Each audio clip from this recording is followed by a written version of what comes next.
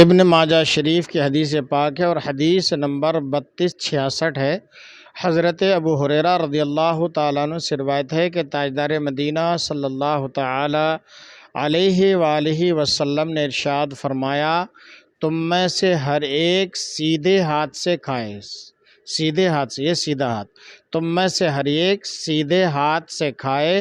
اور سیدھے ہاتھ سے پیے اور سیدھے ہاتھ سے لے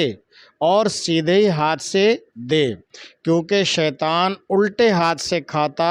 الٹے ہاتھ سے پیتا، الٹے ہاتھ سے دیتا اور الٹے ہاتھ سے لیتا ہے۔ لہٰذا ہم مسلمان ہیں تو ہم مسلمانوں کو چاہیے کہ ہم ہر اچھا کام،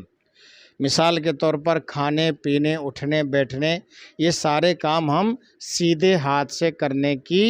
عادت ڈالیں کہ یہ نبی کریم علیہ الصلاۃ والسلام کا سنت طریقہ ہے۔